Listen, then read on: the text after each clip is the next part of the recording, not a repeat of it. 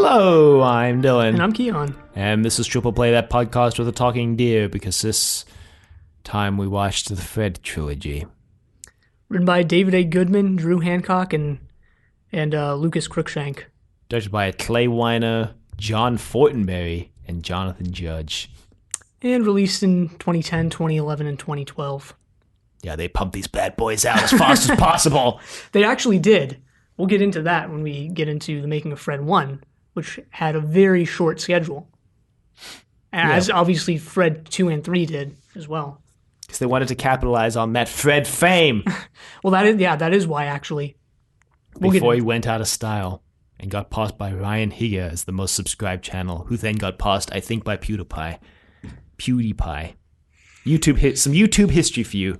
And then PewDiePie held the crown for like 7 years until T-Series came by. What the heck is T-Series? It's an Indian music company. Okay. But that was like, this is like already off topic, but the PewDiePie versus T-Series sub war that happened, this is actually super recent. This was like end of 2018, beginning of 2019. Wow. It was like, a lot of people saw it as the battle between like individuality, because PewDiePie was like just himself, and T-Series was like this massive Indian corporation that can pump out like 3 videos a day because they're a whole company. Right. And so a lot of people saw it as like a fight between individuality and corporatism, I guess. And T-Series ended up winning because India is like the most populous country in the world, and so. And there's no way one got like even if you're a full-time YouTube video creator, YouTuber, whatever you want to call yourself, like PewDiePie, I believe is. Yeah, he is. There's you can't stand up to like a company making videos if they're that popular. Yeah. Like if you're both equally popular, like you're going to lose. The individual's going to lose. Yeah, because you can only make like. But wait, companies are individuals. Yeah, according to Citizens United. So I guess it does. I guess individuals won anyway. Yeah, PewDiePie had the crown for like 7 years, I think.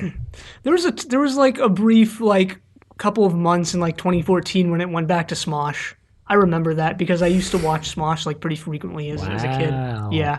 Wow. I used to watch a couple of Ryan Higa videos, and then I watched a lot of Ryan Higa. And then I don't think I really watched YouTube again until like 2014. No, 2013 I watched. Not any of the big channels though, and not like regularly. I didn't really start watching YouTube regularly again until like 2015, 16. No, I mean, I stopped in like maybe 2011. It's just easy to find content. I could put on an episode of some television show, or I could just throw a YouTube video up in the background as background noise. It's an ease of access kind of thing. So you didn't do it until you like started working full time, and you're like, shoot, and just throw them up in the background. Pretty much. Wow. Yeah, I never actually watched Fred. His videos. I remember seeing 1 or 2 of his videos when I was younger, but beyond that. You know, the first time I saw Fred was when he was on iCarly. I remember that, I did watch actually. iCarly. So did I. And they were talking about Fred like he was a super big deal, which he was, and I was like, who the heck is Fred? Which is weird because like back in like 2007, 2008, I would watch like a lot of the big YouTubers back then, like Smosh and Ryan Higa and all the other ones. But not Fred. I didn't even know. Fred was not even on my radar. It's weird because he was the most subscribed channel for a while there. Yeah. He was first to cross 1 million subscribers, I think, too. Yep, he was. T-Series was the first to cross 100 million. Heck yeah, I'm going to watch some. PewDiePie was the first individual to cross 100 million as well, because he crossed it like 2 days later. Yeah. You know, I've never actually watched any PewDiePie videos. I've watched PewDiePie, but I haven't watched any T-Series videos. PewDiePie like massively shifted his content as he got older. Like when he started, he used to do the Minecraft Let's Plays, and like now he does like IRL commentaries and he still does gameplay, but he's like pivoted his content to I guess mature as his audience matures as well. I mean, that's pretty smart. His content like aged as his viewers probably did. Yeah, I mean that's the like smart businessman move. It's not like the old content is going to go away for anyone who's younger. Not to say anyone who's younger wouldn't enjoy his new content, but Well, I don't know if he's talking about like politics and stuff. I don't think like a 7-year-old is going to go on YouTube and be like, I wonder what are the latest, PewDiePie commentary is on the American He dropped government. the N word in one of his streams about a year ago, and that was a big thing with like the hard R too, and everyone was like, Wow. Anyway, I doubt I'll ever watch any of his videos. But on to how many times we've seen the Fred movies. Zero. Zero. I- Although I've basically seen them because I saw a guy made a YouTube video on them that basically explained the whole quote plot unquote and how bad the You mean movies the were. 5 minutes of plot, an hour and 20 minutes of cutaway gags? Because that's what this was, and there's a good reason for that. A good man reason for that, you might say. I wouldn't say it's a good reason. A David A. Goodman reason for that, you might say. The writer for this was a writer on Family Guy reason, you might say, if you know what I'm saying. If you catch my drift. If you can read between the lines. Anyway, there's Dylan's face there. Anyway, try as I might, I could not find out why they decided to make a Fred movie. Oh, I did. It was because, well, first off, apparently Lucas made six-figure money off of the Fred videos when he was big. So that's kind of impressive. Yeah. He started Fred, by the way, we should mention, when he was 13. And that was in 2006. He made one video in 2006. That's when Fred started. And then I think he made a couple in 2007. But then in 2008, he started making them a lot more regularly. Yeah, and he made six figures, apparently. Apparently he's a millionaire from his Fred videos. Damn. Wish I had gotten in on YouTube in 2006. But you would have never thought of something like Fred, probably. No, but I was like almost the same age. I was like, It's it was not his 2006, I age. would have been like 10. No, I it's could have not- come up with some dumb idea like he did. But like, it's not dumb. Like I've been watching the old Fred videos, and like the classic Fred vlogs are like actually really like genius for like a 13-year-old to come up with this stuff. But I don't think it's... See, when I was like... Because a couple of the interviews I read about the creation of the Fred movie, a lot of them were like, how did you come up with Fred? So I feel like a lot of it is unintentional genius, because he was saying like, I was 13, I just was like, what would an 8-year-old do? And then I just exaggerated it. That's all I did. He's like, that's all I did. But it's also his sense of humor, his like dark sense of humor, which you don't get if you just watch the movies. But if you watch the videos, like his sense of humor is actually like really dark, but that does not come across in like his voice or anything, because it's like this. It's the 6-year-old, because Fred is supposed to be 6 in the vlogs, like interpreting and just living through all this like effed up stuff. Like his mom being an alcoholic and his dad being in jail and him getting like beat up every day and his neighbors trying to shoot him, and like him just misinterpreting all of that. And, Yeah, like, but again, that's he's so perfect. just taking what a 6-year-old would do in that situation and exaggerating it. But even still, is like his perfect. sense of humor is not something that he was like that he created for those vlogs. So again, I think it's unintentional genius. I don't think he was like crafting the perfect formula in his basement. Like I think How am I going to be? I- YouTube just launched. How can I make six? I really figures do off of think it? that a lot of those like early YouTubers, I think actually most YouTubers who have tons of subscribers, it's like 90% just luck. Well, there's definitely like a YouTube formula now, and a lot of Well, there people is who follow. now. Well, a lot of people who follow it don't have success with it. Yeah, So- because luck is still involved in the formula, but there is now like a formula for a video you can make that'll get hundreds of thousands of views because of the YouTube algorithm. Like when YouTube started, there was no algorithm. and there was like not that many videos. Yeah, so Like it was, the reason, like to go back to Smosh, like the reason their Pokemon theme song video was like the most viewed YouTube video is because it was like one of the first like 200 posted or something like that. yeah, so that's what, like a lot of it I think was luck. But anyway, the reason why they made a movie was because I think it was Nickelodeon, but a couple of the was, channels were like, TV is dying. Like TV is dying because the new medium is YouTube. The new medium is the internet, and TV is dying, and we need some way to revitalize TV. Well, here's the thing of like why Nickelodeon wasn't involved to begin with. Surprisingly, this was a shock to me. Is that like the Fred movies attached to like a couple of different production companies are pretty small. I don't remember their names, but like when they first started making it, they had no distributors, and they were actually they're trying to get it into theaters, but eventually it just went to Nickelodeon, who put it on TV, obviously. Yeah. So Nickelodeon, like I thought Nickelodeon was involved from the beginning, but they actually weren't. Right. It was actually these couple production companies who were like, yeah, we want to, like you're saying, TV is dying. We want to capitalize on something that's big on the internet, and we have to make this movie fast because the internet moves fast. So, 24 months from now, Fred might not be a big deal, but hopefully he will be in 10 months. So that's where their 10-month schedule came from. And anyway, the reason why they chose Fred as the character, they're like, we want to make a movie about a YouTube star, I guess, and it's going to be Fred. He's like filter channels by most subscribers. He was number one.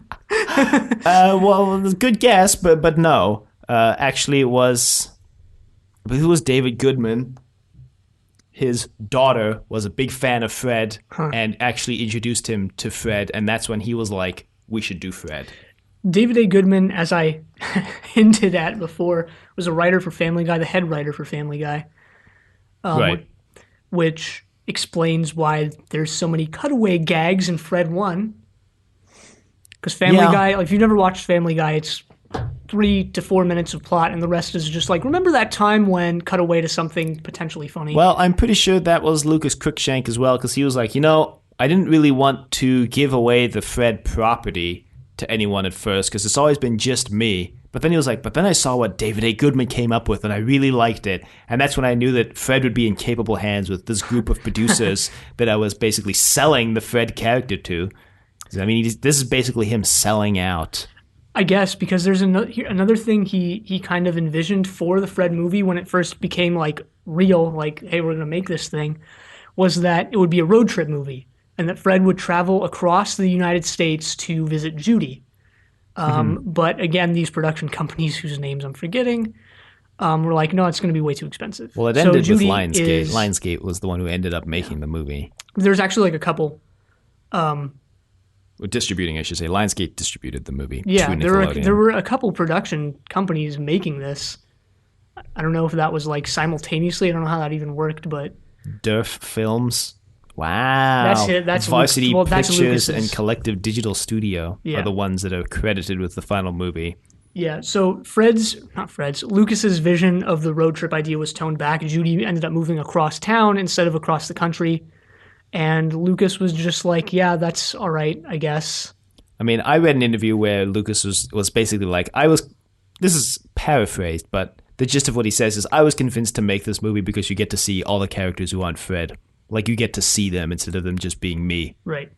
And I was like, I don't know. I thought that was interesting because you said that like the best part of it was like not seeing any other characters, just Lucas playing all the characters. Whereas like Lucas himself was like, I want to make the movie because I want to see all the other characters. Yeah, and in the videos, at least the ones I've watched, he doesn't actually even play the characters. It's just vlog style where it's just him talking about all the other characters. Mm-hmm. And I think one of the things he said years later on his Lucas channel was like, one of the things that he liked most about Fred was creating all the characters as time went on, because at the beginning it was just Fred and Fred's mom, and then he added Kevin, he added Judy, he added a bunch of other characters too. And he said that was his favorite thing about the Fred videos was like building up the neighborhood basically and creating like this fake town and like this fake school and all this stuff. Mr. Cruikshank's neighborhood. Oh God. Oh Jesus. Well, a lot of the characters evolved between the vlogs and the movie. Like he does an interview with Jeanette McCurdy, who plays Bertha in the first movie, who gets recast in the second movie. Yeah. But he's talking about how like in his mind, Bertha was always very like hardcore. She was very rough around the edges. Like she had no filter kind of person in his mind. And then that evolved like when Jeanette McCurdy took the role, Bertha as a character evolved to be more like McCurdy in real life, according to Lucas. Well, So I mean, let's get into some of the other characters and how they were cast in the movie because it's actually pretty interesting. So Fred, as we mentioned before, was on iCarly. So Lucas right, kind of knew the people from Nickelodeon, and he knew the actors from that show. So like like when they, Jeanette yeah, like McCurdy, who Jeanette plays McCurdy Sam. is on that show. So when he first started, when the Fred movie first went into production, he texted or called, I forget which, like Miranda Cosgrove, who plays Carly, the main Carly. character on that show on iCarly. And he was like, "Hey, want to be in the Fred movie?" And she said no. Probably a wise career choice. But then he texted Jeanette McCurdy and he was like, "Hey, do you want to play Bertha in the Fred movie?" He texted Miranda Cosgrove about playing Judy. By the way, I like that he just like literally texted people like, "Hey, want to be in this movie?" He texted Jeanette McCurdy and was like, "Hey, want to play Bertha?" Or no, actually, it was that he was texting her about something completely different, and then just came up that he was making a Fred movie, and she's like, "What the heck? Like, I want to be in that." And he was like, "Okay, you can play Bertha." Didn't even audition. They actually had another actress in mind to play Bertha. Right, I But found then, the original casting call for the movie. yeah, but then So Lucas was like, "No, it's going to be Jeanette McCurdy." So they went with Jeanette McCurdy. great. But who's laughing now? Because Miranda Cosgrove has like a career, and Jeanette McCurdy, yeah, I haven't heard her name in years. Miranda Cosgrove was weirdly enough in Despicable Me, which we just watched yeah. 2 weeks ago for us. Yeah. So who's laughing now? Okay, so I looked up because I remembered Miranda Cosgrove from iCarly and Drake and Josh. She was the little sister in Drake and Yes, Josh. she was. So I wikied her, and You I found wikied out, her. yeah, Is that a thing now? Yeah. You wikied her? she's like the female Keanu Reeves. It seems like What? she's like I don't know. She seems very down based on her wiki article, Oh, Wikipedia she's very article. down to earth? She's very down to She was earth. very down to earth on her Instagram too. Yeah. You follow her on Instagram? I don't actually. I saw it once back when I started an Instagram. It was one of the suggested accounts. Because when you start an Instagram, they give you this whole list of accounts. Like you should follow all these accounts. And it's mostly just celebrities. And that one time you watched iCarly 10 years ago, here, follow Miranda Cosgrove. I'll just talk about the casting for 2 and 3 at the same time as 1 because they're actually surprisingly related. So Jeanette McCurdy refused to be in 2 and 3. I wonder because maybe the movie sucked. So they actually ended up, for Judy, they ended up casting, I don't have her I name wrote her written name down, it's somewhere here. Oh my gosh, where is it? You mean as Bertha, not as No, Judy. no, Judy, the girl who played Judy, was a British pop star whose name Oh, right. The British pop star in the first movie. Yeah. Pixie Lott. Yeah, Pixie Lott played Judy, and she didn't refuse to be in 2 and 3. Her agent refused for her to be in 2 and 3. Yeah, maybe her agent watched the first movie and was like, Probably, wow, yeah. this sucks.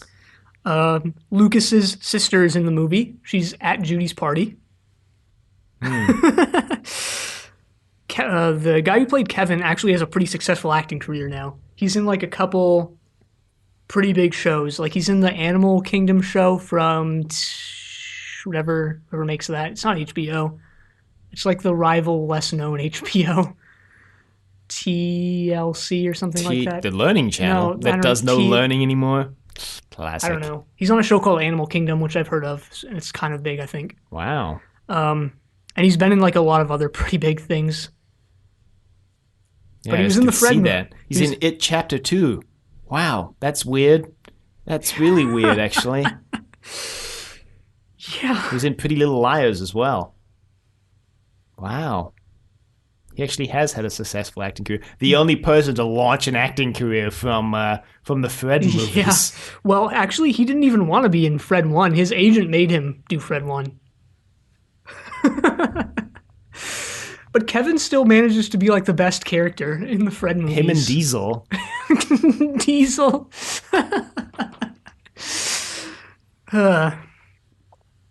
Diesel. Kevin's mom actually is the progressive lady. So there's that. Huh. Yep. I thought she looked familiar. Fred's mom actually has a pretty successful career too. She was on SNL. She John Cena's had a pretty successful career too. yeah, Fred 1 is filled with like tons of weird acting things, honestly. Like some pretty big people are in this movie. The most hilarious thing about John Cena is that I saw an interview with him on the WWE website about Fred 2, and he seems like he really enjoys these movies. He Like, probably does. These seemed really like fun to make just based on like some of the interviews I watched. well, even John Cena seemed like checked out of it in Fred 3. Well, other than like I watched a Lucas video about the Fred movie, and this is 6 years later, and maybe he's just looking back on this differently than how he felt at the time. But he was like, "Yeah, this movie, like I kind of sold myself to these companies, and we had this like really short schedule. But other than that, it was fun." I mean, he did sell himself out. Like, it's literally what happened was he sold He, the he character out. I mean, he still did something better with his channel than what Smosh did, I think. Well, he evolved. That was the thing, though, is that like PewDiePie, he did evolve with the times. He did, he made movies. Like, he went beyond just what he was doing, and for that, I think it's commendable that he tried something new. Yeah, but then he stopped Fred and he made the Lucas channel. Yeah, probably because he realized that Fred was an annoying little. I read multiple interviews where people were like, "If you were a parent who saw this movie, you would probably want to tear your hair out," and I'm like. I can see that. Well, it actually did come to theaters in other countries, like the UK. Right. So I'm sure like kids dragged their parents to go see it, like in the UK and other countries. Here's the thing, though. I think this is an opportune time to talk about this before we go on to like what little there is really for Fred 2 and 3. Is like, looking back, like when Fred came out, I was like a kid, like / early teen, or when he was big, that is. Mm-hmm. And like going back now, I'm watching Fred's videos from the start, and I'm like, yeah, these are like pretty good. And like I can go back and rewatch old Smosh videos and be like, yeah, these are like pretty good. But like I'll watch new popular YouTube stuff and I'll be like, what the hell? Like I can't believe kids are growing up with this instead of like Smosh and not Fred because I didn't watch Fred, but like instead of Smosh and like all those other, pretty big ones from back then. I mean, it's And, like, partially it's because just- of the YouTube algorithm, though. Maybe, but it's also, I think it's just like, things were like better when I was a kid type thing. I really do think that's what I'm doing. Like, I think 10 years from now, the kids who are watching, whatever they watch now, PewDiePie, or not, PewDiePie isn't even like new now. Whatever kids watch now, 10 years from now, they'll be like, yeah, that was good. And now whatever people are coming out with sucks. I mean, it might be nostalgia, but I do think it's partially the YouTube algorithm, just like people having to change their videos if they want to make money on YouTube to comply with the mystical behind-the-scenes algorithm. No one knows how it works, but a lot of people have like figured out how to kind of game the system to get more views. Yeah, well, it's search engine optimization. Like I know how to do it. Yeah, and I think some that's extent, like part of the reason why the videos have changed a lot is because it's SEO and it's, you got to be over 10 minutes if you want to get ad revenue on your video. That's why a lot of videos might seem like nothing happens for a long time because they got to get to 10 minutes if they want the ad revenue. Yep. Remember when the YouTube limit was like, what it was 10, wasn't it? Yeah. It was like that was the most you could do. And now you can upload like hour-long, multiple hour-long. You can upload like days long. Good old YouTube. Pretty sure YouTube still operates at a loss, though. Huh. Like, if I remember correctly, I know I read this in like 2016 or 17, but when I read it, the article was like, YouTube's been operating at a loss since it was created. Like, Google literally just pours money into YouTube to keep it up and running because it's the most popular video site. Well, because there would be like so much public outcry if they shut it down that Google would like face even more repercussions than just keeping it up. Maybe, but do you really think Google as a massive corporation would be affected by a public outcry? I don't know. Plus, Google's like, where are people going to go? Vimeo? Daily Motion? The videos that people make on Vimeo are like very high quality. Yeah, Vimeo's like the artsy YouTube. Yeah. Daily Motion is like the like scum class YouTube. Like you got copyright strikes on YouTube. Come over here, man. And there's always like, what are some of the VO? Remember VO? oh god, Which I think it like installs malware now or something. a lot of creators tried to make their own a lot of creators now who realize that if YouTube goes down, they're screwed. Oh yeah. Host their videos on their own website as well. Like Rooster Teeth does that, and Machinima used to do that, but then Machinima got absorbed into Rooster Teeth, so that's kind of confusing. Anyway, YouTube semantics. Good thing we don't have to worry about that, being a podcast. Well, we're on YouTube. We are on YouTube, which makes us all very meta in a sense. Maybe. Anyway, on to Fred 2. They made another one. Amazingly, because it wasn't like they made a ton of money on the first one or anything. I guess they ran a lot of ads. Well, with Lucas's like affiliation with Nickelodeon, there was like he was going to have a Nickelodeon show in 2012. So my guess, and this is just my guess, is that they made these two movies to kind of get ready for the show. Maybe. I heard the show was like worse than the movies. The show got canceled midway through the first season. He had another... Which is like impressive for a kids show, because kids shows will run for like 6 seasons. Yeah. And no care to quality, but I guess the viewership was just so bad for the Fred TV show, they were like, cancel it. Lucas actually had another show on Nickelodeon after that called Marvin, right? Which also got canceled after one season. Then he started his Lucas channel. And he realized he still needed money. Maybe he made a bunch of bad investments. Everybody's trying to become an actor now. He already is an actor, but probably should have gone hard into that after the Fred movies and the TV show. So that would have been like he was in the industry. Now it's kind of like, I don't know, this is from an outsider point of view, it seems like he got out of the industry and now he's trying to get back in. I don't think so. I think he still is, based on like the 4 Lucas videos that I watched. He actually has a recent video, I think it's one of his newest ones, where he makes gourmet cheese fries from Fred the movie. So he's still uploading that Fred the movie content. Great, what we all wanted. Apparently you could buy the second Fred movie on the Microsoft Store, I discovered while I was looking for behind-the-scenes information. Is this what we've come to? Like, there's nothing behind the scenes. Like, I have nothing for Fred 2. Well, so, okay, I have this interview with John Cena. First off, he has this really interesting quote. He's like, I think people are really, really going to enjoy this movie. It was better than the first one. I know you either love Fred or you hate Fred, which means I think I belong in this movie because I'm one of those guys. You either love me or you hate me. Except I think everybody loves John Cena. Now. I don't love him. I don't hate him. I'm just ambivalent towards him. So you just immediately disproved his quote wrong then. Anyway, he talks about how this is an exciting moment in movie history. Yes, here in the Fred movies, we have an actual defining moment in movie history. That this was the WWE event in Fred 2 was the first movie that was filmed at an actual live WWE event. Apparently, nice. Before this one, cameras, like film cameras, weren't allowed to film in WWE arenas or during events, like at all. It's pretty cool, actually. I mean, I'd take it a step further and say, like, what movie before Fred 1 was, like, actually this, like, internet to quote-unquote big screen, because they were making this as if it were supposed to be on, like, or as if it were going to go to theaters eventually. Or they were planning on it going to theaters. So what other movie before Fred 1 is there that's like, let's take this internet personality and we're making a movie? There was one.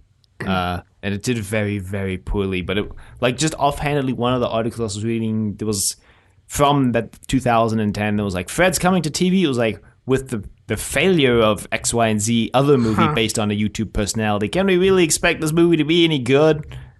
Well, that's a surprise. I thought Fred would for sure be the first, but he's one of the first. I actually do have something for Fred 2. So Fred 2, they actually thought was going to go to theaters as well. And they filmed it all in 3D. They were very optimistic. Yeah. I wish I had that kind of optimism in my life. Fred 2 was filmed totally in 3D. So it's like, it's 3D ready. Like, if they made it, they couldn't make a 3D version of this. All they'd have to do is, like, make it 3D, like...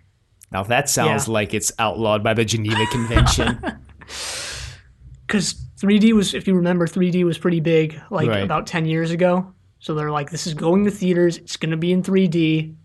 They shot it all with 3D cameras. But they didn't do anything in the movie that would be like cool in 3D. No, You know no, those they like didn't. gimmicks that 3D movies do where something will like come towards the camera so that in 3D it looks like it's coming out of the screen. They did Yeah. none of that in that movie. I can't imagine anything in that movie would look cooler in 3D or even cool at all. It's such a down-to-earth movie as well. It's like just kids in a cul-de-sac. Like, it's what you really want in 3D.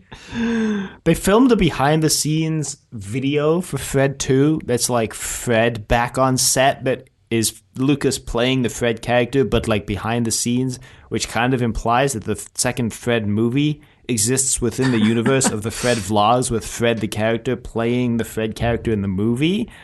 So that was weird. I know there's an entire like meta aspect to Fred itself as like a franchise. I know we've been texting back and forth of like how does the movie universe and the vlog universe fit? Like how Not is the lore all seriously connected? though, but No. yes. And I think this is a good opportunity to mention that like Fred is obviously like it's supposed to be like a vlog of this kid named Fred, but like obviously that's a character and there's like something really like, and we talked about this on our Doctor Who podcast, Trust Your Doctor, as well, of like this information control thanks to like technology in the 21st century of like this kid is in front of this camera pretending to be Fred, but like, well, did people really think he was Fred? I'm sure many did. I'm sure many people thought Fred was like a real person and not Lucas playing a character.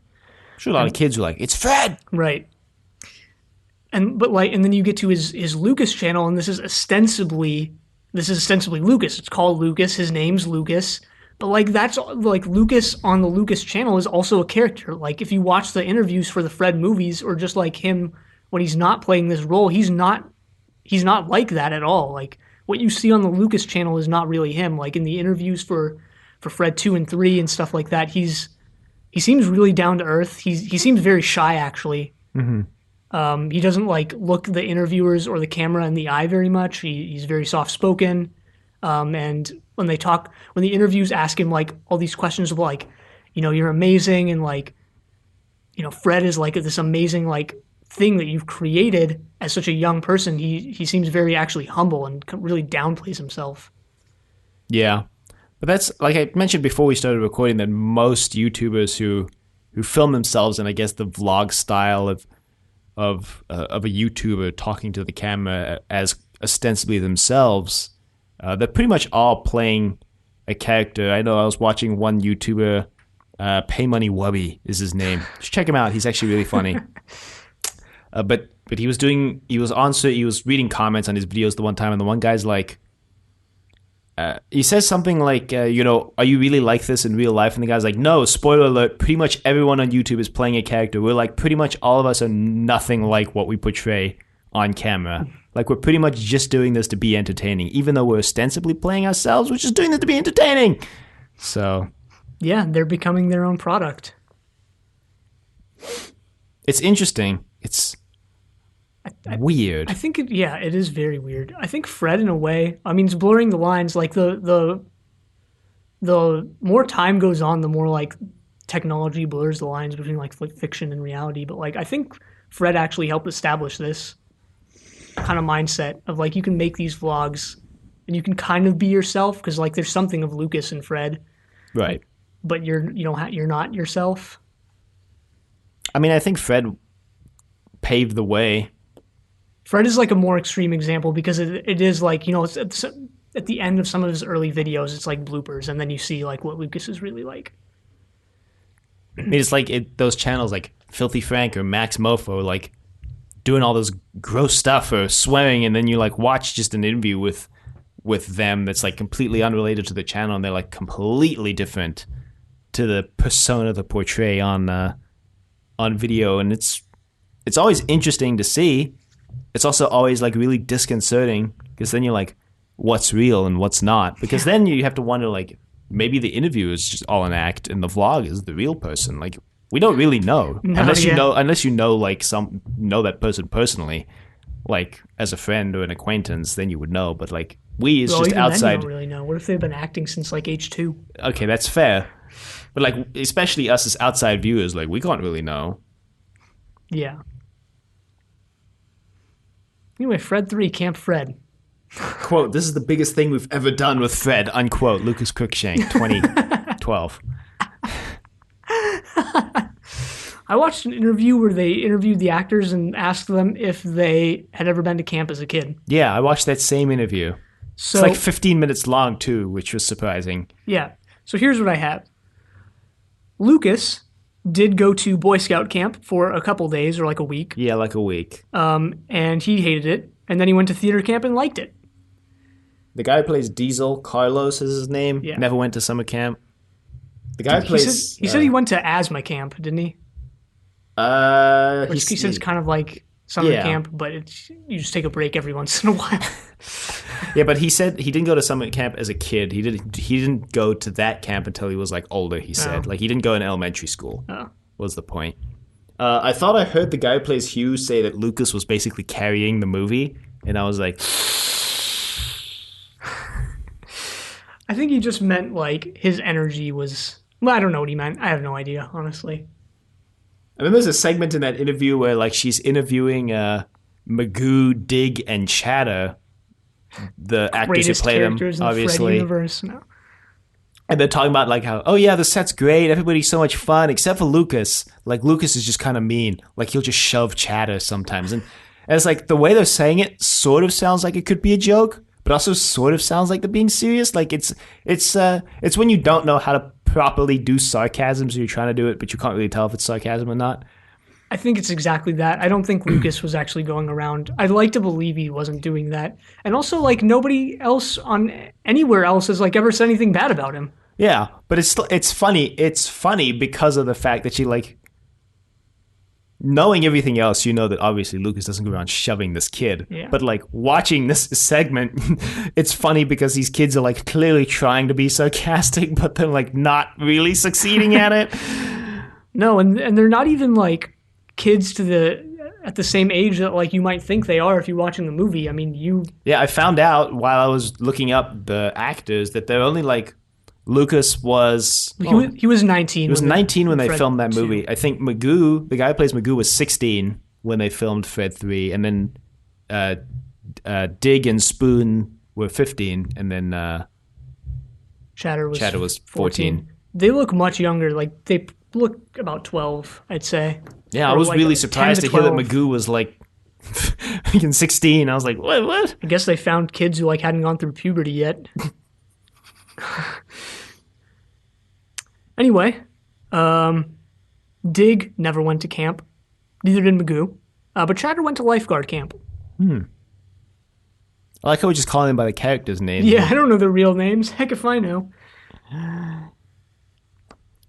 And that's it. That's all I found. That's all I had for Fred 3 as well.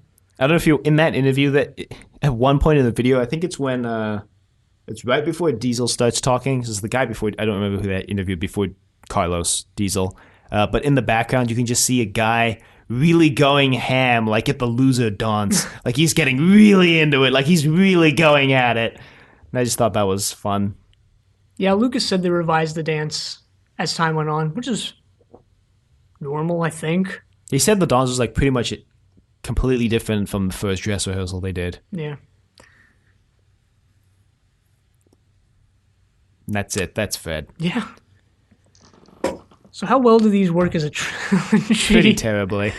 Pretty terribly. And I'd say that David A. Goodman is partially responsible for that, because in the first one he went for like that Family Guy style humor where it's mostly cutaway jokes. And the second one is much improved because the humor, despite having the same writer, David A. Goodman, is not that. Just to the same extent. And I think that just kind of automatically is like, all right, this isn't going to work as a trilogy. Like, But even beyond that, it's like there's absolutely no sense of time or character progression or anything in these movies. They like exist outside of time. Time. They're timeless movies. But even within the movies, you have no idea how much time is passing because Right. there's so many like weird time shenanigan, like fever dream things where like you watch 20 minutes of the movie and then Fred wakes up and it's 20 minutes ago and you're like, wait, that was all just a dream. Yeah, there's a scene like that in the third movie where like Fred wakes up and it's just Lucas and he's like, I had this terrible dream where I was talking with a high-pitched voice and I was screaming all the time. But then he wakes up from that and you're like, what is real? What is But then you happening? find out that awakening is actually 2 weeks before 2 weeks after the Yeah, scene where he goes to yeah, sleep. yeah, yeah. Was he asleep for 2 weeks, or did we just skip 2 weeks? Like, what is Honestly, the this? greatest things these movies could have done is just if they Introduce time travel into Fred. that would have been terrible. No, if the final scene of Fred 3 was just that scene where he wakes up and it's just Lucas and he goes, I had this terrible dream where I've been screaming in a high-pitched voice. And he's just like, putting it on he's YouTube. he's just like in a hospital and they're like, you've been in a coma for the past 10 years. And he's like, that's how long I've been No. doing YouTube in my fever dream. What if he wakes up and it's John Cena, and they're like, you've been in a coma for 20 years. He's like, wait, what? That would have been the greatest thing these movies Those could have YouTube done. videos you posted as a 13-year-old have millions of views. And he's like, wait, what? You're a multi-millionaire. Also, you got really buff when you were in your coma.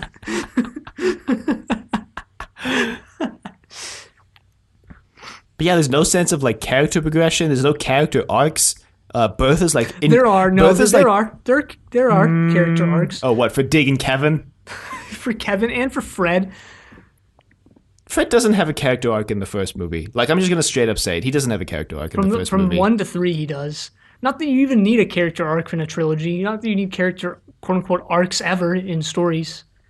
No, but like one of the most frustrating things these movies did was in the first movie when Fred like He takes didn't learn his lesson. yeah, he did. He like lets Judy into his house, and it's just like that's like the most frustrating thing is this whole thing is like if this was, I feel safe saying literally any other story at the end of the movie, Fred would have been like, no, I've realized that you're just like a vapid person who doesn't really care about me. Like, Or alternatively, that whether you get to invited to parties or not doesn't matter, and your friends still think you're cool, and you have a fun time with your friend like Bertha or something like that. yeah. But no.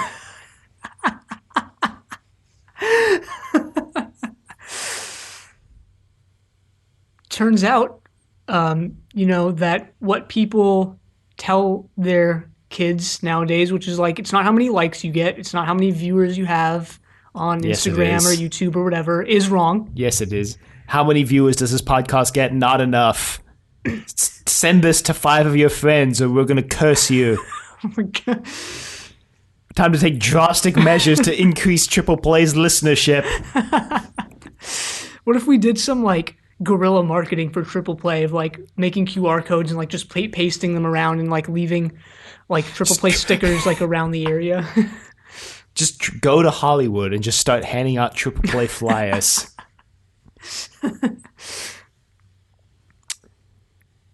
Yeah, so very, great lesson to teach kids here with Fred 1. Oh yeah, and then Fred 2 teaches you that if you ruin someone's life, ruin your own life to get back to make sure that their life can be better again. Fred 3 actually has an alright message. It's like, it's okay if you're not the best at anything, because you're still you. But they go overboard with it. It's like, and you're the best at being the worst, and be proud that of was that. the thing. Don't even try. Just be the worst and be the best at that. These are valuable life lessons for kids. Yeah. If I ever have a kid, I'm never showing them these movies. They can just discover them on their They own can when just they're like watch 20. the vlogs. Oh, God. Like what we did. We did. The most frustrating thing actually about these movies for me was that the humor and style of these movies are unlike the vlogs. They're totally not the same thing at all, and I like the vlogs, actually. I may regret saying that sometime down the line, but I'm enjoying watching through Fred's vlogs. I like the dark humor. I like how it's all filtered through the 6-year-old mind who has no idea what's going on. In the future, there's going to be an employer who's going to be like, we're all ready to hire you, but you said that you like the Fred vlogs, and we just don't condone that in our workplace culture. Listen to every podcast episode I've ever done. That would take them like a week if they didn't sleep. I don't know. I don't know if the vlog style would have worked in movie format. I don't think it would have, but I think the dark humor would have. And the humor maybe. is not as dark. Probably The because humor these is went not on humorous. Nickelodeon. Humor isn't humorous. To me, anyway. I think I laughed at how absurd these movies were, but like not at the jokes. I laughed at the movie. So Isn't it the same thing at the end of the day? not really. Aren't your muscles contracting in the same way? Probably. But now I'm just laughing at the creative energy of David A. Goodman and Lucas Cruikshank instead of at the jokes they wanted me to laugh at. That's fine. I laughed at both the poor quality of these movies and some of the jokes in them. And the songs. And why was music such an integral part to all these movies? I think just after having some research under my belt, I think it was just because Lucas likes music Great. a lot. Yeah, fair enough. Fair enough. Fair enough. We should start writing songs for our podcasts. Just finish every episode of Triple Play with a rap. Do you know how to write lyrics and music? Well, we tried to write a song at one time, and our best verse was, "How do airplanes work? I glued wings to my car. It didn't work." I don't know if you remember that. Yeah, let's create a remix, like revamped version of that. Why not? Why not? The why not is I'm too lazy. Anyway, if you would like to email us, you can reach us at drdecorativevegetable.com. Questions, comments, concerns, angry rants, love letters, your thoughts on Fred. You can find us on YouTube at Decorative Vegetable. You can find us on Apple Podcasts, Google Play, and now Spotify at Triple Play. Be sure to leave a rating if you like the show. Like us on Facebook, Trust Your Doctor. Like us on Facebook, also check us out on Twitter at TYD Podcast, and follow us on Twitter. Next time, we're watching the Once Upon a Time trilogy, the Sergio Leone one. But until then, the end.